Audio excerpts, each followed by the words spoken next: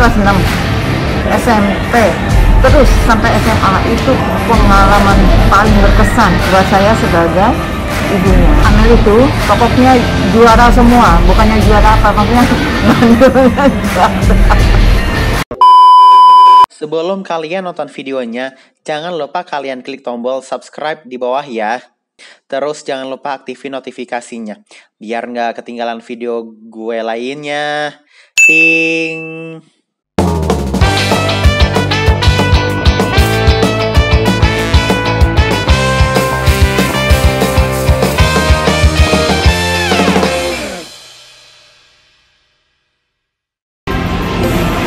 Assalamualaikum warahmatullahi wabarakatuh. Selamat ulang tahun buat Amel. Pertama, yang paling penting itu menjadi anak yang soleha, bisa mendoakan orang tua baik dunia maupun akhirat, itu yang paling penting. Yang kedua baru urusan dunia, yaitu sukses dunia akhirat. Tidak malas untuk memperjuangkan hidup ya, karena punya adik yang autis. Karena itu tidak boleh bermalas-malasan, apalagi usia masih muda. Assalamualaikum. Assalamualaikum warahmatullahi wabarakatuh. Untuk Amel ya, semoga menjadi anak yang solehah ya, sukses ya dunia akhirat buat Amel ya. Tidak hanya memperhatikan soal dunia aja ya, bisnis, kerja ya, pertemanan, tapi juga dipikirin juga ya, sholatnya, ibadahnya, hatinya ya, pikirannya ya. Amel, semoga Amel jadi orang yang lebih solehah lagi. Sukses selalu ya Amel ya. Sekarang Noval dong, Noval. Halo. Doa Noval apa buat ayah Amel? Selamat ulang tahun Amel. Semoga lo panjang umur, sehat selalu, semangat kerjanya ya. Semoga lo bisa bekerja keras lagi ya. Amin. Doa apa itu sih Noval? Sekarang kita mau lihat si Amel. Amel apa harapannya sayang? Sehat walafiat, masuk surga. Ya diusahakan dong ya. Kita doain Amel supaya Amel ya dapat jodoh yang saleh ya. Amel menjadi anak yang Dapat jodoh yang gimana ya? dapat jodoh yang juga soleh, sehingga menjadi keluarga yang sakinah, yang sukses dunia dan akhirat. Oke, yep. Itu harapan ya. Kita ayah juga ya. Sama kita sebenarnya ingin Amel sukses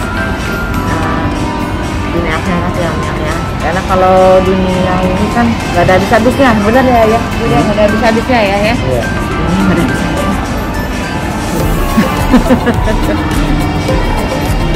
Coba baca doa dong buat ayah Amel. Coba. Ya Allah, Bismillahirrahmanirrahim. Semoga sukses, panjang umur dan sehat selalu ya. Amin. Coba doa kayak doa ini dong, kayak doa sholat dong. Coba. Ya Allah, Bismillahirrahmanirrahim. Allahumma barik. Alhamdulillahirrahmanirrahim. Syakir masjidah. Ya Rabbana lakal hamd kama yanbaghi li jalali wajhika karimik. Ayah punya pengalaman apa yang paling berkesan sama Amel? Apa yang paling berkesan sama Amel? Yang berkesan itu waktu kecil, Oh, paling berkesan waktu kecil. merah di atas perut gua. Oh ya? Gimana ya ceritanya ya? Merah di atas perut gua, sok ngeden. Tiba-tiba mukanya berubah merah. Ternyata ngeden ya. Kayak apa ya mukanya? Coba ditunjukkan. Coba ditunjukkan. Coba benar sorry. Kayak gitu mukanya. Oh, gitu. Belum ekspresinya belum dapat, kayaknya nggak gitu coba. Coba yang benar ya.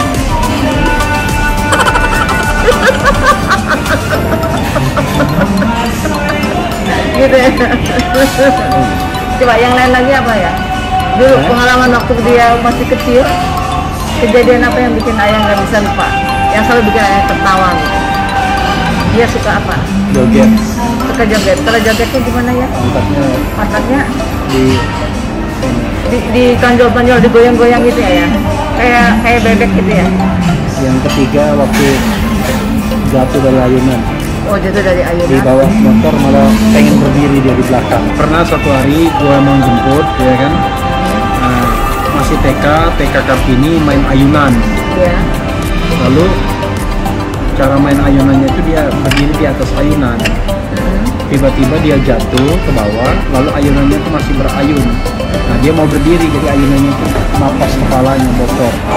Tapi jahitannya 15 jahitan gitu. Luar Yang biasa. jelas, Ini sampai ke koyak ya? ya, Ke koyak, tapi apa ya? Hamil sendiri gimana kelihatannya? dia cuek aja. Cuek. Pertama nangis, tapi kemudian dibawa pakai motor malah pengen berdiri di motor. sampai gurunya bingung. Seperti itu. Sama gurunya kan, Iya. gurunya ikut kan. Ya, itu juga mengesankan ya. Dibawa ke rumah sakit, dijahit kan. Iya. Kita Di rumah sakit ngobrol-ngobrol. Permata Hijau ya? Ya, kita ngobrol-ngobrol, tiba-tiba pikir kita udah tidur, ternyata ngomong orangnya. Iya, jadi ceritanya dia dijahit. Ya, heboh di UGD Rumah Sakit Permata Hijau itu. Karena dia masih kecil TK, tapi ini kulit kepalanya kebuka. Nah, kita panik. Ya, Dan kita jadi semua perawat itu jahit sama dokter. Nah, waktu itu kita pikir dia sudah tertidur akibat bius itu. Ya, jadi nggak ada gerakan, diam saja. Gitu. Lalu tiba-tiba ada suara Amel, sudah belum? Kita kaget semua. Loh, ternyata dia itu tidak menjerit sakit gitu ketika dijahit, tidak berontak, tidak marah, bukan marah ya, tidak apa, ya seperti umumnya orang dijahit, apalagi anak kecil. Malah nanya, sudah atau belum? Gitu. Kita kaget. Itu ya pengalaman paling berkesan ya. yang lainnya ya mulai nakal. Kelas waktu SMP, SMA, waduh, minta ampun nakalnya kayak cowok. Apa ya kenakalan yang ayah rasain? 1:30 keluar pakai sepeda, 1:30 subuh pagi, Ya. nongkrong di Sevel. Ya, itu ketemu Asti ya, temannya Asti sama adiknya, ya Mel. Itu gara-gara Sevel tuh waktu masih baru-baru ya, Ya, sekarang sudah nggak keren lagi. sudah nggak keren lagi, jadi nggak ini lagi. Nah, itu mama sampai cari Sevelnya sampai udah pagi. Iya, cuman kepengen ke Sevel aja, pakai sepeda. Masya Allah, pokoknya luar biasa ya. Kalau sama Amel yang paling berkesan, ini ya Amel dengar ya. Amel itu dulu waktu dia SD, SD kelas 6, SMP, terus sampai SMA itu pengalaman paling berkesan buat saya sebagai ibunya. Nah, Amel itu ya pokoknya juara semua, bukannya juara apa, maksudnya bandulnya juara.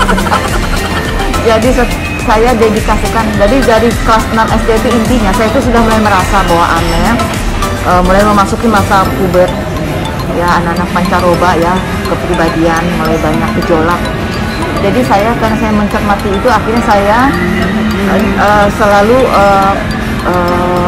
bikin aturan bahwa setiap hari Jumat saya harus menghadap wali kelas dan ke ruang guru untuk menanyakan bagaimana perkembangan tugas-tugas Amel dalam sepekan. Nah, itu dari situ saya jadi tahu Amel itu kurang tugas apa. Pernah satu hari semesteran dia tidak mengerjakan 15 tugas. Kemudian guru fisikanya itu waktu SMP itu sampai istighfar, Bu, sebenarnya yang butuh sekolah ini saya atau Amel sebenarnya. Tapi saya tuh konsultasi dengan ibu wali kelasnya waktu itu bahwa memang anak-anak seusia Amel itu juga dialami anak-anak yang lain, mereka sedang bergejolak. Nah, saya sejak itu, tapi saya niatkan selalu untuk memantau terus ya. Alhamdulillah Amel selalu bisa terjaga nilai-nilai rapotnya nggak sampai drop banget, walaupun tugas itu kadang suka menumpuk di akhir semester, tapi kita selalu kejar, jadi selalu bisa terkontrol nilai-nilainya, rapotnya apa. Jadi walaupun dia ada selalu gejolak, kadang bolos lah apa gitu, tapi tetap bisa terkendali. Makanya nilai akhirnya itu di kelas 3 selalu, alhamdulillah selalu baik gitu ya. Memang tidak mencapai angka yang luar biasa, tapi maksudnya di atas 8 gitu. Bagi kita dengan gaya Amel belajar yang lari-lari seperti itu ya, itu udah luar biasa ya. Belajarnya main kebut-kebut gitu ya, udah luar biasa. Ketika dia masuk SMA juga begitu, saya makin was-was. Nah cuman alhamdulillah Amel ini kelebihannya satu, dia masih memandang ayah ibunya dari segi pendidikan. Nah, jadi kita ini suka memberi contoh pada Amel karena kita ini kebetulan dari Gajah Mada. Amel menyadari bahwa masuk UGM itu tidak mudah. Jadi Amel punya penghargaan lah di situ. Jadi kita lihat Amel itu memperhatikan, ada perhatian dia, kekhawatiran dia ada juga, jadi tidak lepas sama sekali gitu. Ketika dia SMA, kita arahkan masuk sesuai dengan keinginan Amel, masuk ekonomi. Terus sampai kemudian dia berhasil dapat undangan dan dapat di Fakultas Ekonomi UI. Bagi ayahnya cukup mengejutkan karena ayahnya tahu Amel belajarnya. Ayah cukup kaget kan Amel dapat undangan UI Fakultas Ekonomi. Gimana ya? Ayah merasa waktu itu rasanya kok bisa gitu ya? Iya, karena kan gua kan nggak terlalu pikir soal ranking, soal apa yang penting orang itu bertanggung jawab atas pilihannya. Itu aja. Ya. Tapi pencapaian itu luar biasa ya, artinya luar biasa. Itu yang buat kita tuh luar biasa. Selamat ya Amel. Artinya Amel kan bukan anak yang seperti saudara-saudara sepupunya yang lain yang belajarnya itu memang tekunnya ya, teratur. Ya benar nggak Amel? Amel kan orangnya lari-lari. Tapi alhamdulillah sampai kemudian dia ke Australia juga dia bisa studi itu juga cepat. Alhamdulillah juga luar biasa. Orangnya bersih. Kenapa? Setelah studinya selesai, nggak ada lagi bukunya, sudah dijual semua. Itu kelebihannya. Makanya, jadi kita terus terang saja sebagai orang tua ya salut juga sama Amel. Karena kita tahu dia itu cara dia belajar itu nggak seperti saya atau seperti ayahnya yang memang kita suka membaca, suka persiapan. Amel itu beda ya, karakternya beda. Dia tidak suka dengan formalitas serius yang bukan mainnya ya, betul Mel? Iya. Ya, dia tidak suka yang seperti itu. Dia senangnya yang easy going, santai begitu. Ya kita hargai saja. Yang paling penting kalau buat saya, karena ayahnya kan nggak suka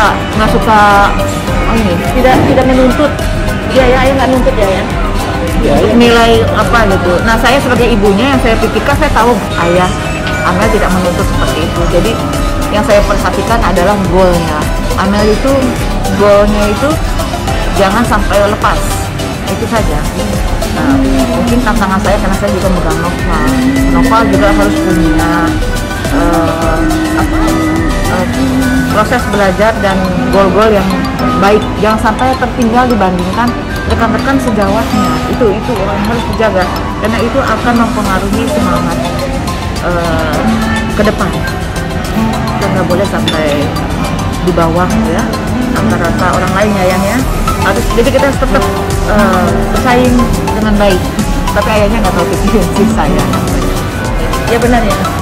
Tapi alhamdulillah loh Amel. Selamat ya Amel. Amel bisa kuliah di UI. Tepat waktu, di Australia juga cepat. Semua lancar. Luar biasa ya. Bukan main ya Amel. Walaupun sempat sebenarnya waktu SMA Amel kepengen sekolah di Amerika ya, kepengen di Amerika. Cuman saya dan ayahnya tidak meneruskan keinginan itu. Kenapa ya waktu itu ya? Kalau saya mau terus terang saja ya, kenapa kalau dari pihak saya ibunya, saya lihat Amel kan selama SMP SMA itu kepribadinya itu anu sekali, bergejolak sekali ya. deket aja seperti itu gimana jauh. Jadi kan sebagai orang tua saya memikirkan saya susah mengontrolnya ke depannya gitu loh ya. Jadi ini nggak cuma hanya masalah pencapaian, tapi juga kita bisa mengendalikan ya dirinya, karena ini menyangkut dunia akhirat ya. Kita kan nggak cuma dunia saja ya. Jadi ya Amel tahu ya sesungguhnya ya, sama ini mama nggak pernah terbuka sama Amel. Ini mama khawatirkan karena itu, karena perjalanan Amel. Kalau sekarang apa lagi yang kita target? Sekarang kalau kita apa ya? Sekolah sudah oke ya, bagus Amel. Bertanggung jawab pada diri dan dirinya dulu. Pekerjaan yang lebih jelas, yang lebih benar. Jadi jangan males-malesan. Bekerja itu boleh di mana aja, yang penting total, ya kan? Sekarang sebagai nggak jelas apa manajer dari RH Channel Incorporation. Sekarang ini tantangannya kita sebenarnya adalah satu, Amel dapatkan jodoh yang soleh ya. Soleh, baik ya, berpendidikan juga bagus, bisa mengimbangi ya. Tapi yang jelas bisa mendidik Amel menjadi sosok yang lebih soleh ya, bertanggung jawab gitu ya. Kemudian juga Amel juga bisa sukses. Coba. Wah, itu makanannya Amel, coba. Kita sekarang berada di mana? Saigon. Di Saigon.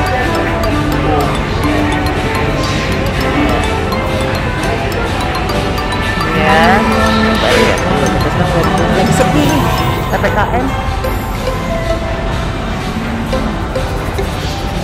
Napa, dadah. Dadah, Pak. Dadah. Jadi kita saat ini sedang merayakan ulang tahun. Ulang tahun Amel. Di sini ada sepi. Ada Omikron. Oke. Ini Mama ini makanan Mama ini. Mama tuh ada ini, ada baksonya kan cuma daging doang ya. Nggak tahu. Ini apa tadi? Ini punya gua. Punya ayah ya. Ini apa Amel? Pesannya apa ini? Ini apa ya? Bukan spring roll, nggak tahu namanya roll apa. Pokoknya itulah vegetable roll kan. Ya, Amel kemudian minumnya apa itu? Tertarik. Ya itu sih ya, harapan kita semua. Ya Amel sukses ya Mel, di akhirat ya Mel. Kamu ingat ya itu ya. Kamu anak tertua. Ya Amel sendiri apa? Coba harapannya. Untuk tadi kan sehat dan masuk surga. Ya jadi kurang ini ya Mel, kayak ada error-errornya ya. Kamu rasa masih ada error-errornya nggak? Errornya nggak tahu. Oh gitu.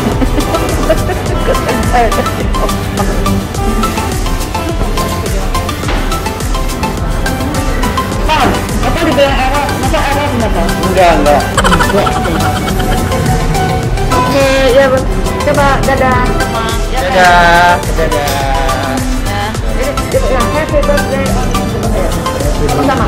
Satu, happy birthday Amel. Yang ke? Apa? Happy birthday Amel yang ke? Ke 24.